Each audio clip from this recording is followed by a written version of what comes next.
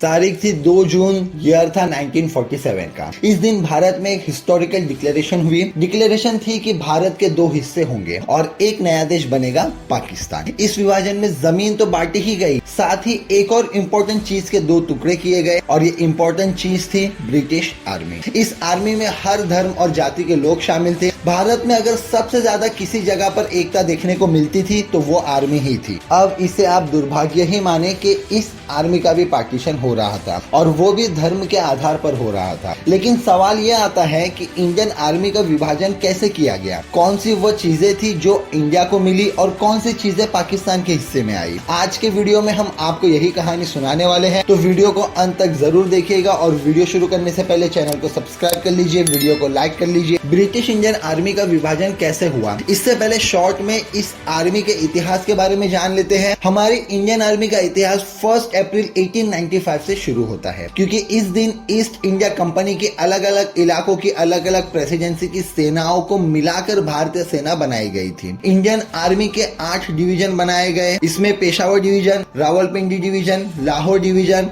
Kveta मोह, ओना division, Meerut division और लखनऊ डिवीजन शामिल थे। ईयर 1895 के बाद इंडियन आर्मी के साइज को बढ़ाने का काम शुरू हुआ। फर्स्ट वर्ल्ड वॉर में करीब 1.5 मिलियन इंडियन सोल्जर्स ने दुनिया के अलग अलग हिस्सों में जाकर लड़ाइयाँ लड़ी। पहले वर्ल्ड वॉर के बाद से इंडियंस को भी ऑफिसर बनाया जाने लगा। इससे पहले तक ये होता था कि ऑफिसर रैंक पर इंडियन नहीं भर्ती होते थे, बल्कि अंग्रेज हुआ करते थे। हालांकि ये प्रोसेस भी कोई आसान काम नहीं था इंडियंस को ऑफिसर बनाने का, बल्कि एक लंबे विरोध के बाद इस सुधार को लागू किया गया।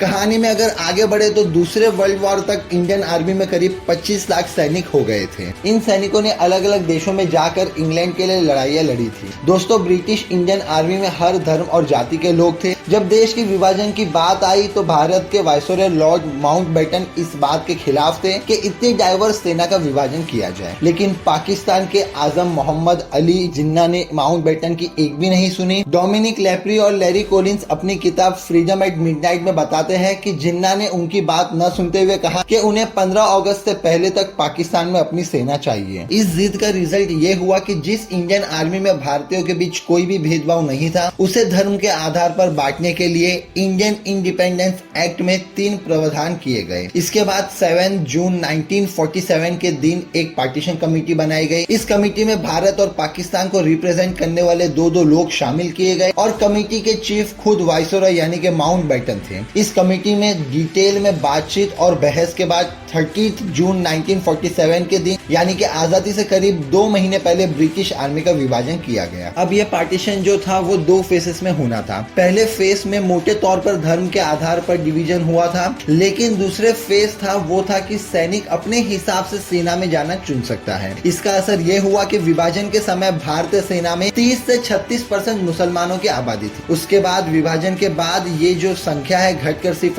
2% रह गई। केवल 2 मुसलमान लेफ्टिनेंट जनरल के पद तक पहुंचे, केवल 6 मेजर जनरल बन पाए। हालांकि फ्रंटलाइन मैगजीन का एक आर्टिकल बताता है कि 215 मुस्लिम कमीशन ऑफिसर्स भी थे और 339 वीसीओस यानी कि वायसरॉयज कमीशन ऑफिसर थे जिन्होंने भारत को चुना। इन लोगों में ब्रिगेडियर मोहम्मद उस्मान और मोहम्मद अनीस अहमद खान और साथ ही लेफ्टिनेंट कर्नल इनायत हबीबुल्ला जैसे अधिकारी भी शामिल थे। इसका मतलब ये भी था कि कई ऐसे भी सैनिक थे जो धर्म के आधार पर बंटवारे के साथ नहीं थे। विभाजन हुआ तब इंडिया को 2/3 सैनिक मिले, वही पाकिस्तान को 1/3 सेना दी गई। इंडियन सैनिकों में ज्यादातर सिख और हिंदू सैनिक थे। पाकिस्तान में शामिल होने वाले ज्यादातर सोल्जर्स मुस्लिम थे। इस हिसाब से 2,60,000 सोल्जर्स भारत में गए और 1,40,000 से ज्यादा सैनिक सोल्जर्स पाकिस्तान की सेना का हिस्सा बन गए। इसी तरह नेपाल की एक गोरखा रेजिमेंट भी थी, उसे भारत और ब्रिटेन के बीच में बांटकर उन्हें अलग अलग यूनिट में भेज दिया गया। इस प्रोसेस में कई अंग्रेज ऐसे भी थे जो मदद के लिए भारत और पाकिस्तान में ही रुके रह गए। इसमें भारत के पहले chief of army staff sir Robert Lockhart भी थे, जिन्होंने कार्यवाहक सेनापति के तौर पर ईयर 1948 तक काम किया। पाकिस्तान में भी पहले सेना अध्यक्ष एक अंग्रेज थे जिनका नाम था जनरल फ्रैंक मर्सेवी। इसलिए दोस्तों, सैनिकों के नंबर्स तो बांट दिए गए, लेकिन और भी ऐसी चीजें थी जिन्हें बांटना कोई